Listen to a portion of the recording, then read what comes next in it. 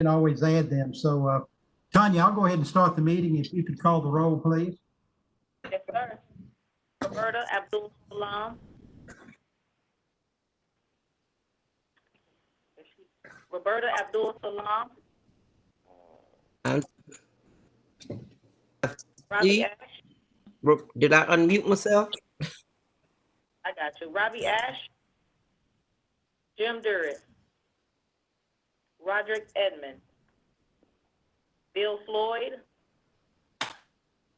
I'm here. Roderick Frierson.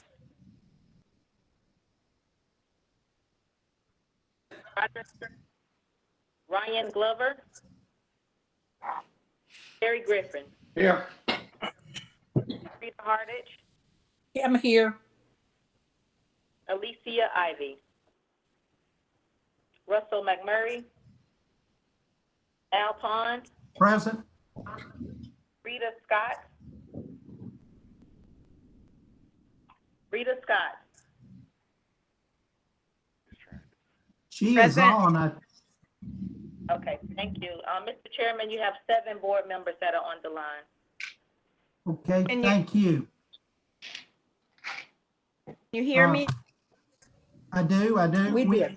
We've already gotten the packet and the minutes in that, so I need a motion. Well, I need a motion for the approval of the minutes in a second. This is Frida Hardage. I move to accept the minutes. Griffin, second. Okay.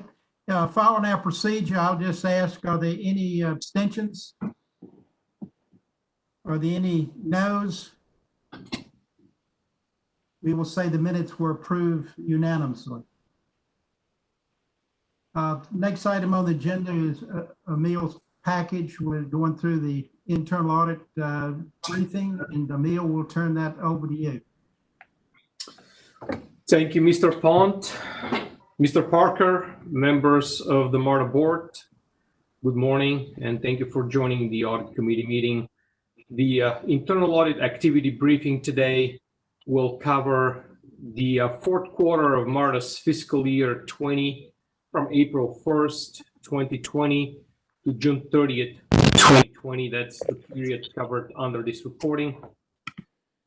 And we will start with the results of the operational audit group for Q4. The team completed a number of audit projects. And at this time, I would actually like to give the opportunity to the acting director of that group, Mr. Charles Middlebrooks, the opportunity to give you an overview of the audits that were completed during the Q4. So Charles, if you can take it away from here, that'll be great.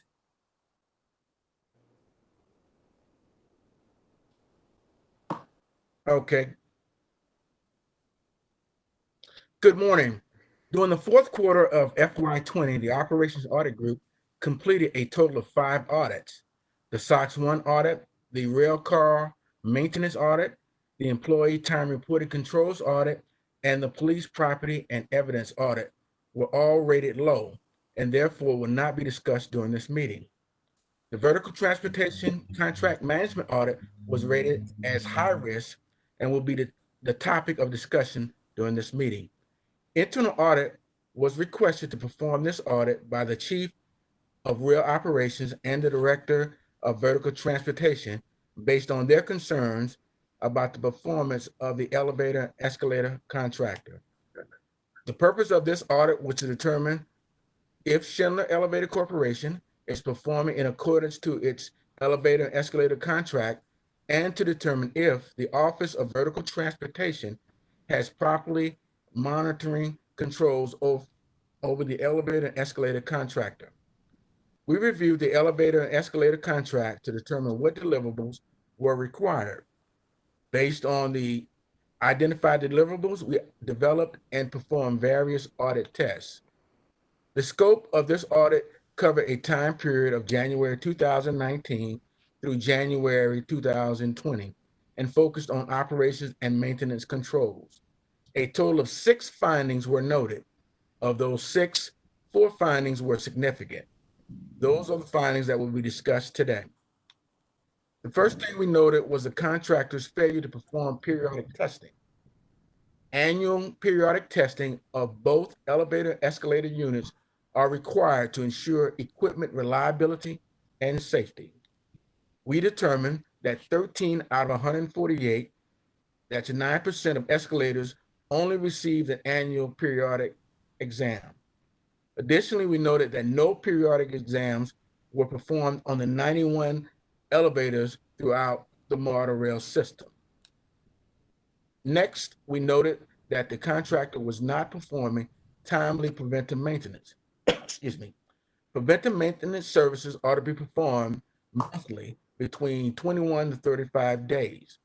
We examined 91 elevator units for a time period of 13 months, which should have resulted in 1,183 monthly maintenance inspections being performed. During our testing, we noted that only 609, 51% of preventive maintenance inspections were performed on time for rail station elevators. We also reviewed 148 rail escalator units for the period of 13 months, which should have resulted in 1,924 monthly maintenance inspections being performed. During our testing, we noted that only 1,011, 53% preventive maintenance inspections were performed on time for rail station escalators.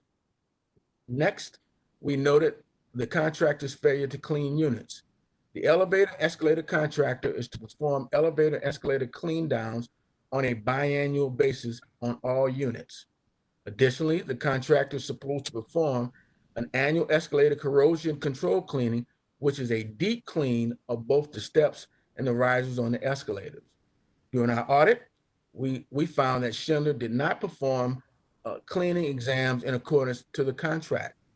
Through our testing, we noted that 114 of 148, which is 77% of escalators, did not receive any type of clean down during calendar year 2019. We also noted that 100% of the escalators did not receive annual elevator corrosion cleaning during calendar year 2019. And finally, we noted that 100%, which is 91 of the elevators, did not receive any biannual cleaning during calendar year 2019.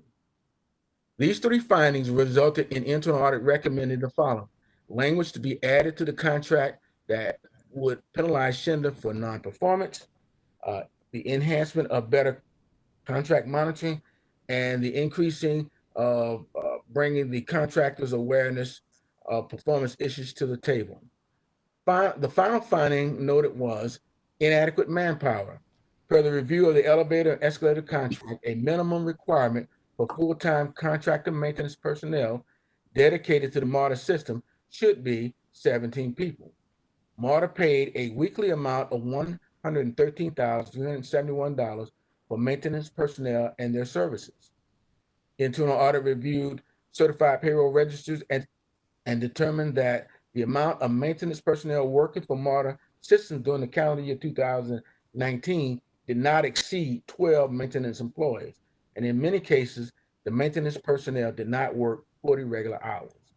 The absence of manpower resulted in an estimated overpayment of $2.18 million to Schindler. We recommended that MARTA recoup the overpayment. All recommendations made as a result of this audit were agreed to be implemented by Vertical Transportation Management. At this time, I will turn the presentation back to you. Thank you, Charles. I appreciate the overview. The last audit I wanted to highlight for this quarter was the property and evidence audit. It's an important project that we do annually for our police department, which is required for their CALIA certification as a police department. And as in prior years, they received a clean bill of health. What this audit includes is a complete physical verification of high-risk items in the police evidence lock room, including weapons, jewelry, cash, drugs, and a couple of other categories. As I said, we found no issues, a clean bill of health for our police department. as they continue to perform well in that area. Just wanted to inform the audit committee of that positive outcome. Emil, let me, does anybody have any questions on this sheet? Let me go back and ask Jeff Parker a question. I know the vertical transportation is important to you and you've gotten involved and pushed that down the line, but I heard two things. It seemed to me there was a contract performance issue and then there was some discussion about maybe the contract needed to be changed. And I'm not sure you can modify a contract without certain parameters. So maybe you could give us the short version of where that will go forward.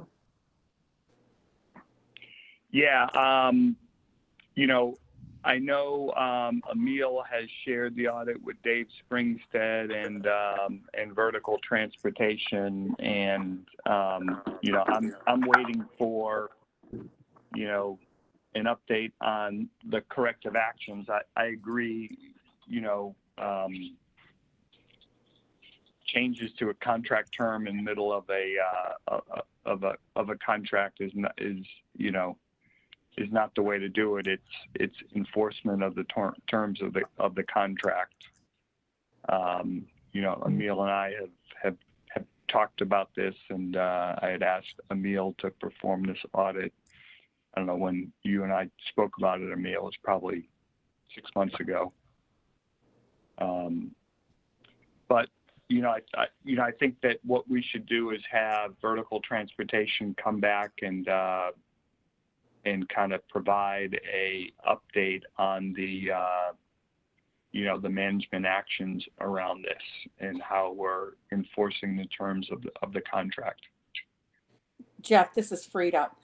My question was going to be more around the safety of what hasn't been, I guess, upgraded or checked on. I want to make sure that from a safety perspective, or, you know, we did have one issue a couple of years ago, that little girl that had that incident on the escalator. So I always worry about the escalators.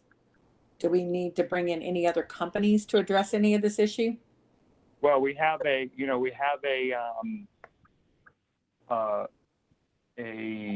company that provides technical assistance, and I'm blanking on the name of the company. I'm surprised it wasn't mentioned in the audit findings, that provides kind of technical oversight of the Schindler contract.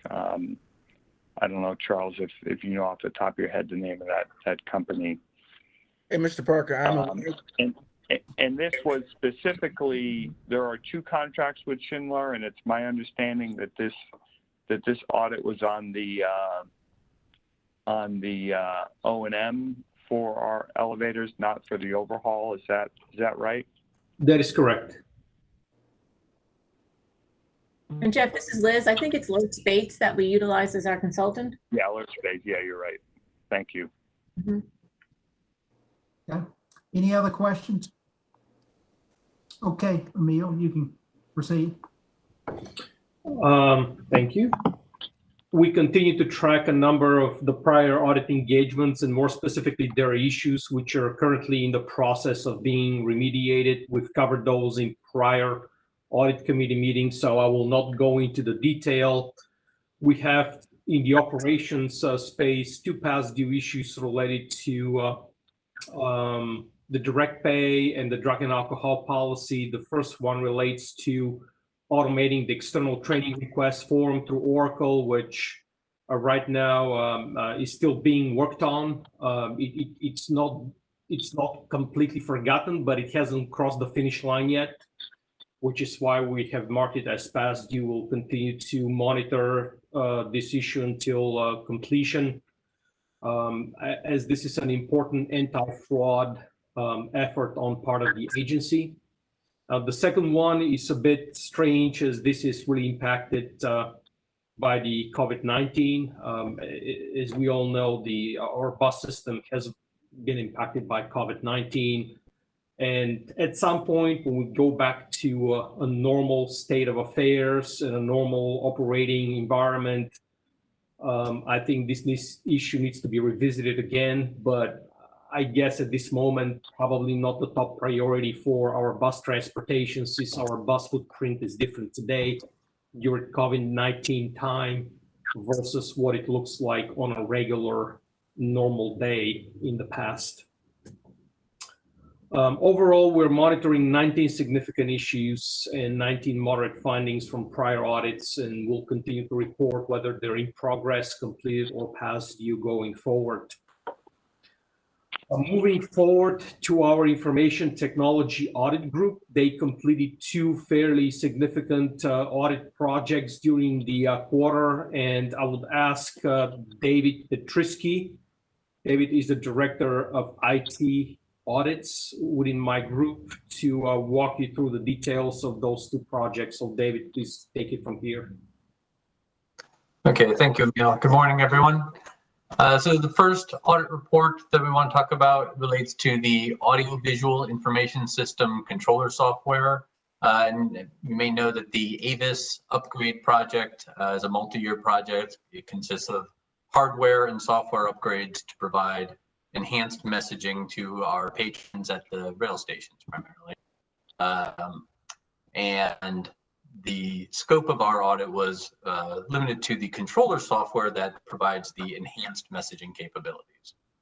So the overall rating on this audit report is high risk. That's partly driven by the opportunity cost of not getting the benefit of the enhanced messaging capability,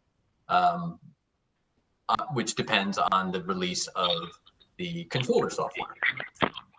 So the first issue was related to project management controls not being adequately implemented.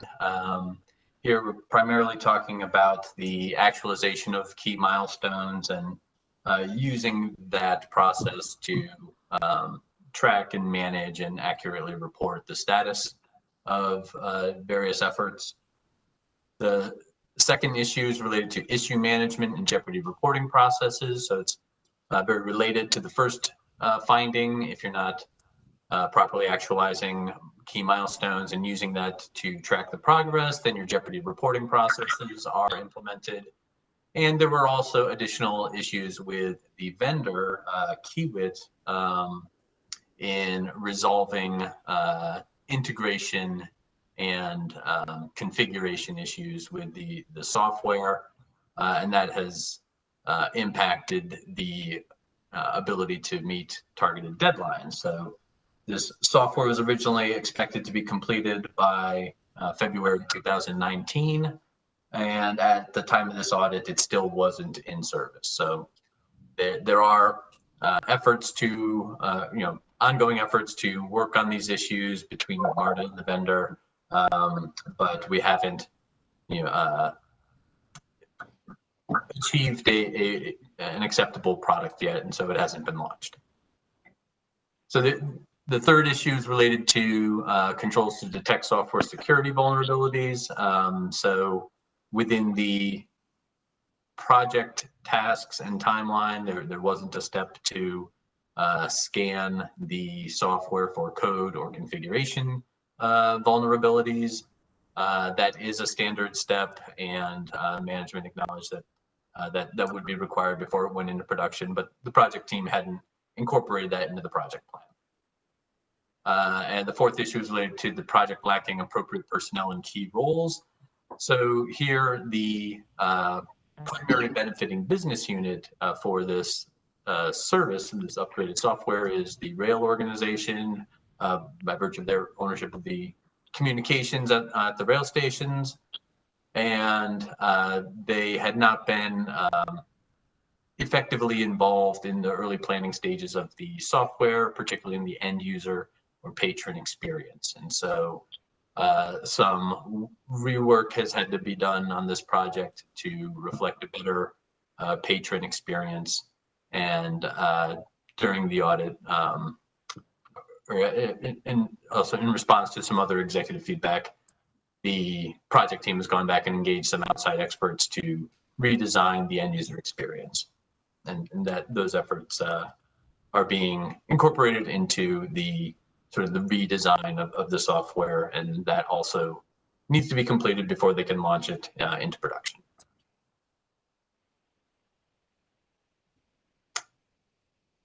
That's the Avis audit.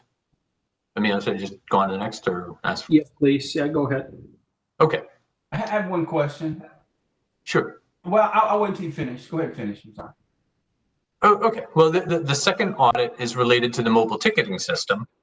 And this also is has been a multi-year effort. It was originally identified as a need back in a survey in 2013, and a project was started in 2017. So this has been sort of in development for a while. The original target date for completion on this platform was August 2018. At the time of the audit, it was still not in service. So, the two issues, or the two significant issues that are cited here, first one is that project management controls were not adequately implemented. And again, this is largely related to using key milestone dates and the actualization of those milestone dates to accurately monitor and manage the progress of the project through its various phases. There were also issues with the vendor. The contract was originally awarded to Capch, and they subcontracted out the development of the mobile application to a company called Bytemark. During the project, Capch was purchased by a company called Contron, and so in the delivery of the project, the changes and the impact of the changes in management at the vendor probably contributed a significant portion of the delays and the missed deadlines. But at the same time, there were things that the project management team could have and should have been doing to basically follow the standard project management processes of using the milestones to accurately reflect the project, the progress of the project. And then the second issue that we identify here is that software defects were not resolved timely, and this is where the vendor has really contributed to sort of the lengthening of the timeline of this project. There have been issues that have been identified in multiple user acceptance tests that are still not resolved. Thank you, Dave.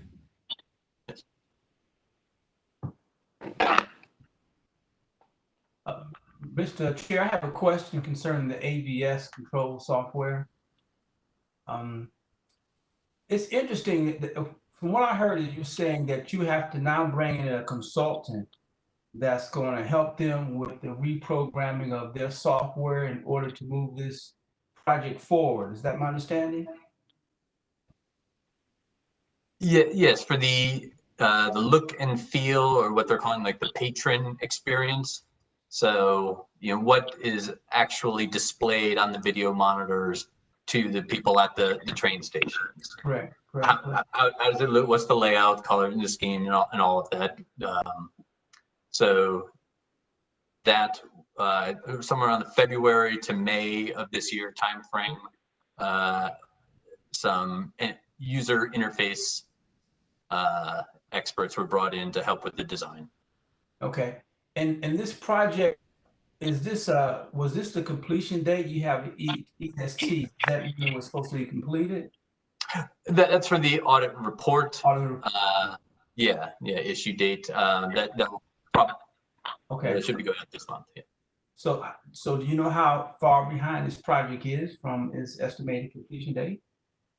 Well, the overall project consists of a hardware component and the software. So the hardware consists of installing thousands of monitors and speakers at the 38 rail stations. Yeah. And that, that part of the project actually isn't expected to be completed until June of 2021.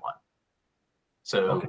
The overall project timeline, has not been exceeded yet, but the benefit of this upgraded messaging capability doesn't happen until the upgraded software gets launched. Okay, so now it's a possible project delay.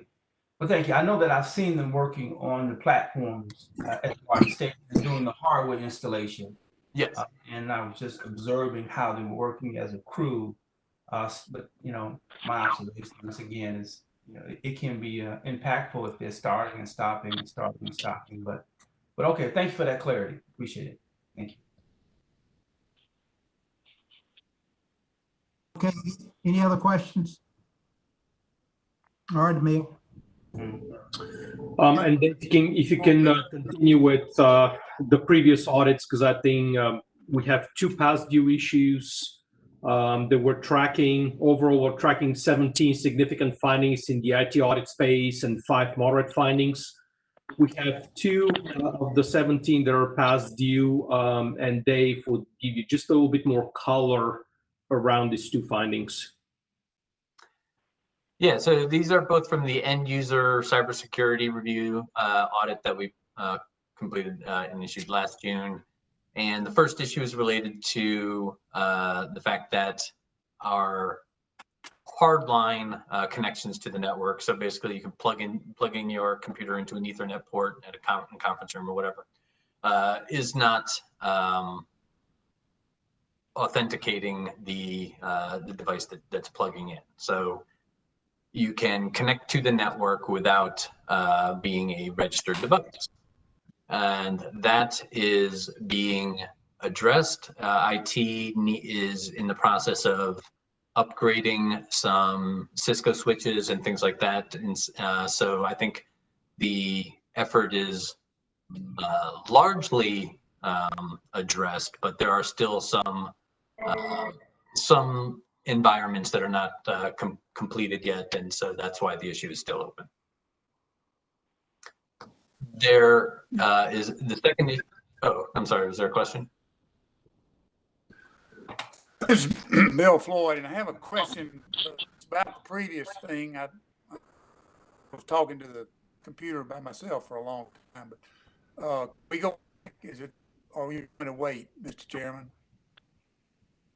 We can go back now, would be easy to do.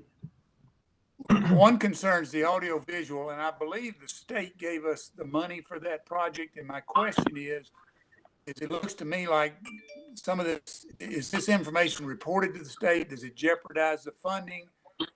Is this something we have to show the state?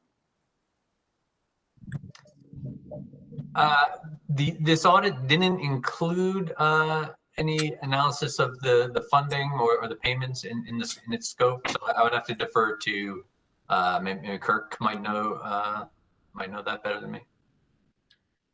So this is Liz. If I could to talk to how we are still complying with all of our obligations under the agreement that we have with, it's really with CERTA and as the funding agent. So we have, reporting milestones, and we are completing all of those.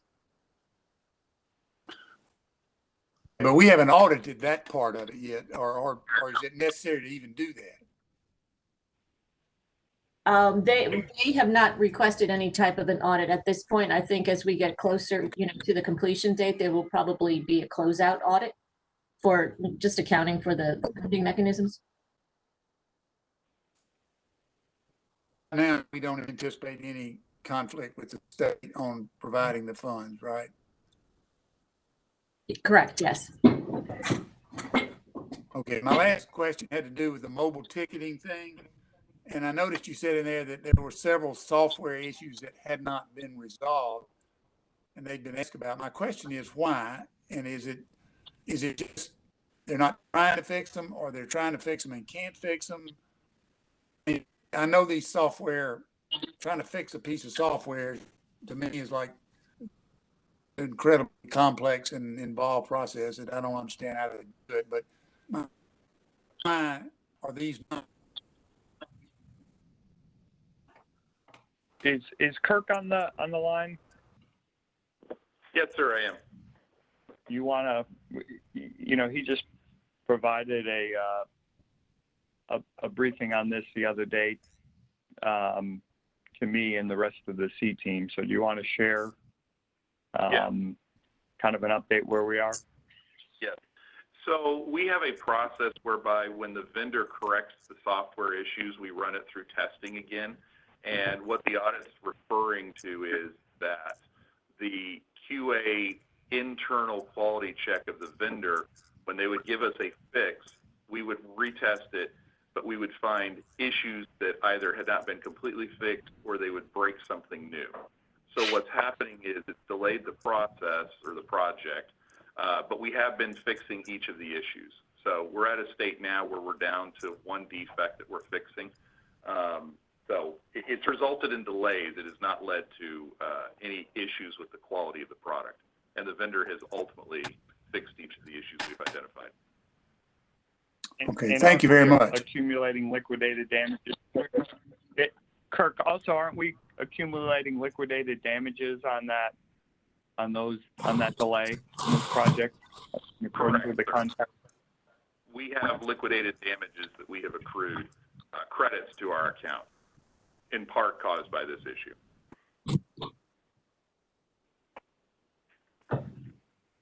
Any other questions? All right, Emil, you can proceed. Thank you. And Dave, do you want to quickly cover the second past due issue? Yeah, sure. So the second one is related to end user devices running basically outdated versions of Microsoft Windows. And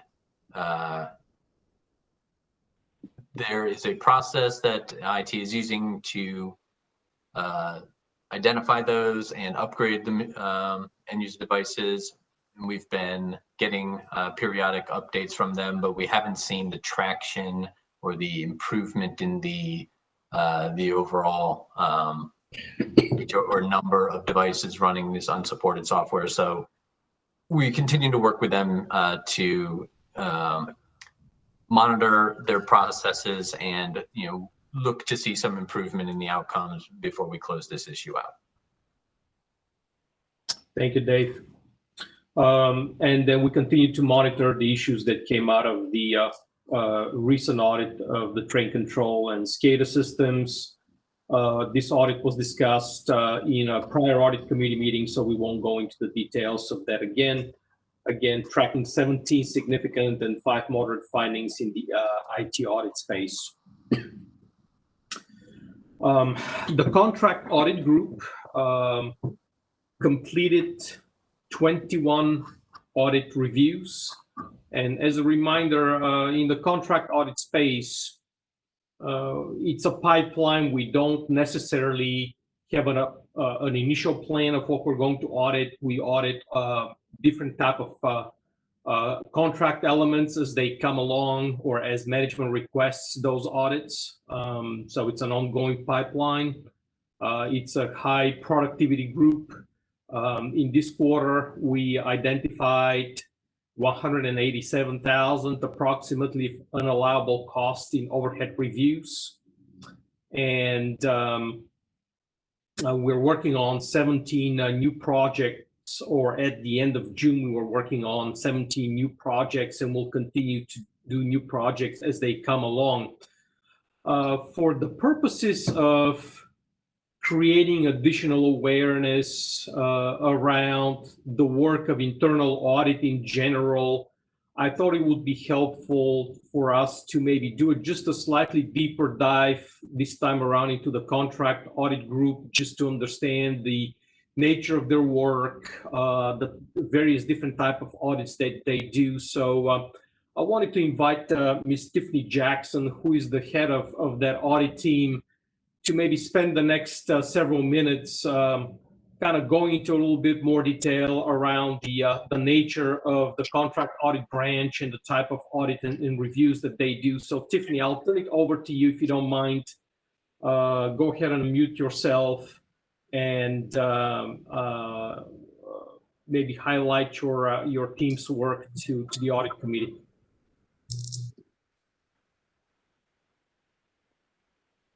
You're on mute.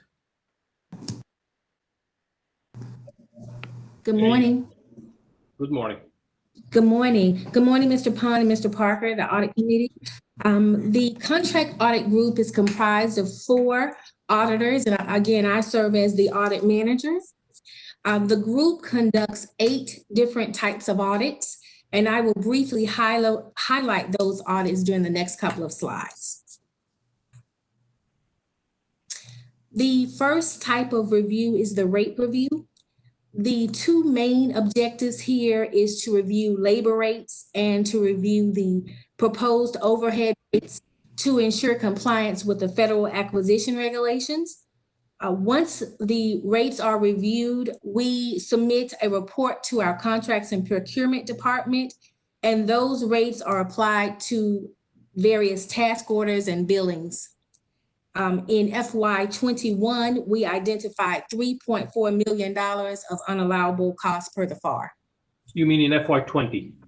FY20, yes, I'm sorry, we're in 21. FY20, yes. Next, we have two audits that would be the cost price analysis and also change orders. They are similar in that they require us to review the contractor's proposal to ensure that the proposed prices are fair and reasonable. And in FY20, we identified approximately $670,000 in cost saving during these audits. Next, we perform an audit for a forward pricing audit. These audits are conducted to determine overhead, labor, equipment, and profit to govern future change orders of less than $100,000.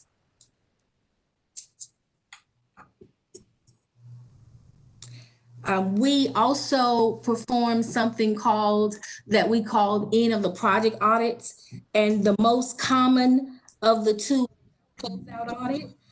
These audits are conducted on construction projects that have been previously presented to our board of directors for approval and are now complete.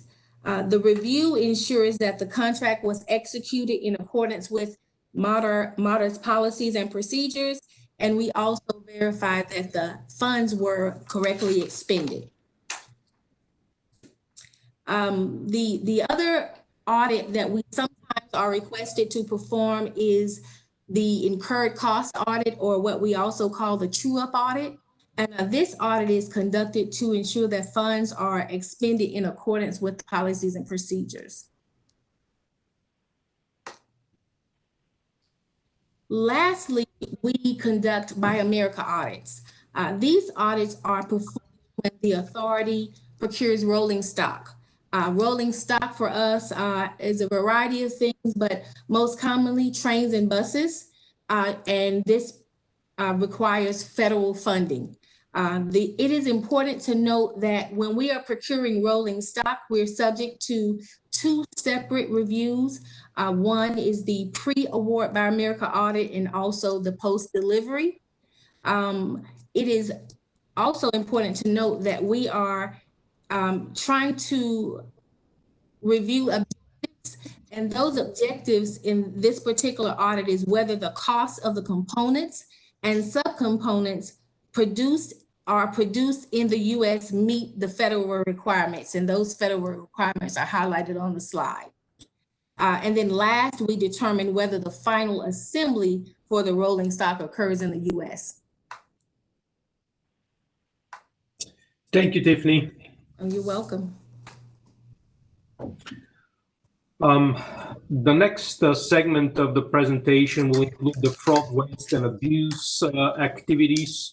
As a reminder, our fraud, waste, and abuse hotline and any related investigations are performed by the same group that performs the operational audits under Charles Middlebrooks. We closed 2 investigations during the quarter, and at the same time we received 4 calls. 2 of the calls did not relate or result to fraud, waste, or abuse. One was referred to our customer service department, and one was referred to our diversity and inclusion department. And 2 of the calls resulted in an investigation to be opened. Really quickly about the investigations that were closed. There was an anonymous allegation that a senior manager had used their executive power to get someone hired in the authority. After a thorough investigation, the allegation was not substantiated. The second allegation that we closed, internal audit received a letter alleging that a consultant that was retained under GCPS were charging time to two separate vendors under two separate contracts. The case was closed and the allegation was substantiated, but it was determined that the intentions of the individual did not rise to the level that would indicate fraud. And the management and the contractors were involved in having conversations with that individual. We made a couple of recommendations. One of them was to meet with the consultant to discuss the findings and to take appropriate coaching and disciplinary actions. We typically do not recommend, as a matter of fact, I should say we never recommend disciplinary actions of any kind because this is not the place of internal audit. And I have to say that meeting was held. And secondly, we recommended that we establish some sort of guidelines or guardrails for this kind of situations going forward. The third investigation is in process. There was an allegation that a senior manager's signature was forged on one or more work orders to gain approval. I don't know the outcome. We have to go through the process of the investigation to see if there are merits to this allegation. That's a new allegation that we received only recently. Looking ahead, during the May 1st audit committee meeting, I presented the Q1 fiscal 21 audit engagement plan. And I've approached this year a little differently than prior years because the risk profile in our environment is so dynamic and so active that it would be counterproductive to create an annual audit plan. So as a chief audit executive and AGM of internal audit, I felt that the right thing to do is to present quarterly audit plans in order to minimize continuous changes, addition and deletions to the audit plans as the risk environment changes. We presented the Q1 audit plan on May 1st. Those include our regular contract audits, which are ongoing pipeline. A follow-up audit of our capital improvement program. This is a follow-up to the 2017 audit. An audit of the Cubic contract and an audit of our patch management within IT. And patch management really refers to installing security updates on various different devices or software. Those audits were recently kicked off or started. For the second fiscal quarter of this fiscal year, I'm proposing again, continuing with contract audits, which is an ongoing pipeline. One of the big projects that I foresee our department being heavily involved in terms of oversight, project management, and assistance is the MARTA management audit. We only very recently, I believe 2 days ago, received a letter from Chairwoman Silcox as it relates to this audit. So we'll go to the next steps in the next several days to continue down the execution path as the time window is getting shorter and shorter. I do expect my team to provide significant help in facilitating conversations, walkthroughs, collection of documents, collection of procedures and policies, etc., as those external auditors come in to do their work. The third bullet point relates to a review of COVID-related invoices and payments.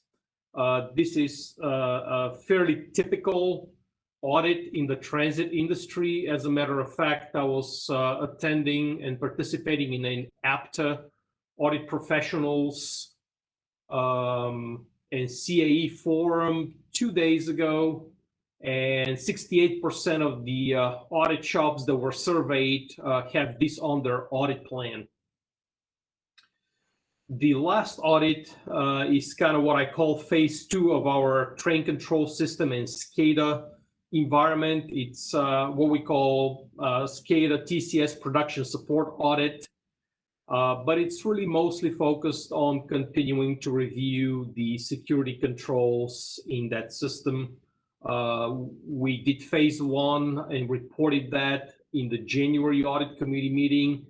I'm on almost weekly basis having discussions with Dean Malice, our Chief Information Security Officer, on various different topics related to the remediation. There's some good things that are happening there. So this is sort of like phase 2 of our reviews of our TCS and SCADA environment. As a reminder, this is the technology environment that helps to automate the movement of our trains across the MARTA rail footprint. I have included a footnote, which is my caveat here, that if some major risks should manifest itself in the environment, we may need to adjust this audit plan in the second quarter of the fiscal year. I hope that's not the case, but I would be remiss if I don't mention the dynamic nature of the risk environment out there.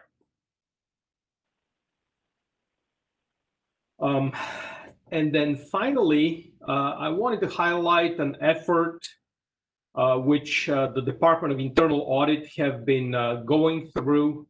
That effort's been spearheaded by Dave Petrisky, who's the IT Audit Director, although this is not really an IT thing per se. It covers the entire agency, but he's been spearheading this for the Department of Internal Audit, leveraging our existing audit database and audit software without any additional expense to the authority. So Dave, if you can take maybe just a few minutes and give the audit committee a perspective on why this energy and effort is important to the authority. Sure, thanks, Mel. So as it indicates on the slide here, in the 2016 MARTA management audit, there was a recommendation that MARTA develop an enterprise-wide risk control matrix to demonstrate, some risk management capability. And so last year, about this time, probably, Internal Audit met with Luz Barrero, the Chief Administrative Officer, to talk about how we could help in the documentation of this effort. And so, like Emil said, I've been working with Charles to meet with the various leaders of the different business units to develop a process-based framework of the significant processes and significant pools of risk, and to describe at a high level sort of a version 1.0 of a risk control matrix that is enterprise-wide and provides a comprehensive but expandable view of risks and controls that are both common to all of these areas and unique to the various operations. So we've been having a lot of good conversations, and the images on the right kind of give you an idea of what these frameworks consist of. I've shown you the IT and information security framework, maybe just a couple of pages from it to give you an idea that there's an overview. The frameworks are divided into objectives. Each objective has risks related to it, and those risks have controls that management puts in place to address those risks. And in this way, we have been able to create a pretty good framework and documentation of significant processes throughout the agency. And we still have a few that we're finishing up, but I think it's a very good first effort, and this should be something that we can put in front of the 2020 MARTA management audit and say, we've this is our response to the prior recommendation, and it's something that we can use and develop going forward. Thanks, Dave. And I do want to highlight and thank the management team, Mr. Parker, all of the C-suite members and AGMs, their directors, because they have dedicated their time and their focus to work with us collaboratively to create what I call their risk control matrices, because this is really something that the business units should own and use to understand their the risk in their operating environment, and if needed to expand it going forward, to identify gray areas, etc. But from the point of view of us being able to complete this task from the 2016 MARTA audit, I believe we're in good shape, and the management team has been receptive and dedicated to completing that task. With this, Mr. Palm, this concludes the internal audit briefing. Thank you. Does anyone have any questions? Yes, Chair Pond, this is Rita Scott. Sure.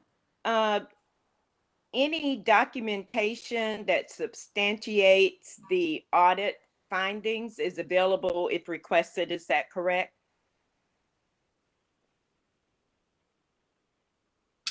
I can answer that question. So we're subject the same way to the Open Records Act. So we have to make our documents available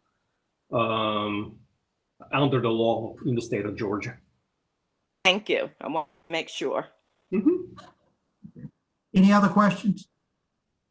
I do have one, Emil. Going back and spend no more than about a minute on this. Going back to MARTA and that go to the MARTA committee over at the state legislature. 5 key.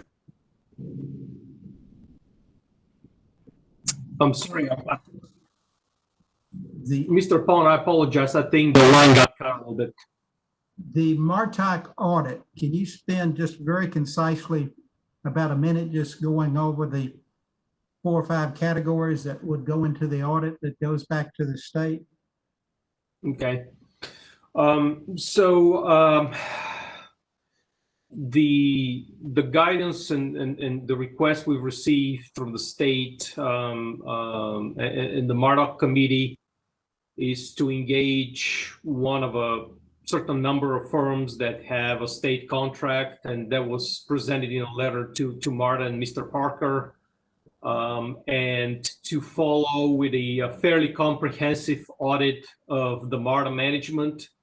I can't recall all the areas that were covered in the KPMG audit from, I think, 2011-12, but those would include things like rail operations, bus operations, safety, finance, management and budget, customer service, etc. I don't have it in front of me, but I can go into more details of that, but that will be a fairly comprehensive audit of the entire authority. I don't know if that answers your question, or would you like me to kind of... Emil, this is Frida. Martok and Chairman Silcox has reached out and has had wants to make sure that we have a very comprehensive audit this year. They're requesting it, and they want all aspects of what we look at. So we're trying to accommodate their request. Right. No, that's fine, Emil. I just wanted the Cliff Notes version of that. So. Yeah, it is going to be pretty much all the business units. Emil, let me just add one more comment there. The other thing I believe we're going to propose is where we are audited already. Like, for example, there was a triennial audit done by GDOT for our safety that we're going to propose not to redo significant efforts around that, but instead to incorporate audits that were done by others around these kind of technical issues that a large accounting firm may not auditing and accounting firm may not have the kind of technical expertise to delve into, an audit of our safety processes and procedures, for example, and we've just had an audit done for that. So. Okay. Does anyone else have a question for Emil and his team? Well, if not, I just want to thank Emil and your team for a putting this together. And I think what I like the best about this is we're highlighting the more important stuff and trying to stay on top of that. So you guys are doing a great job. Thank you, Mr. Chairman. So I will I appreciate it. close the meeting if that's appropriate. Does anyone, unless someone wants to jump in? If not, we'll close the meeting. Thank you, Al. Okay. All right, I'm here. All right, meeting adjourned, guys. Thank you, Chair. Thank you. Thanks. Appreciate it. Thank you.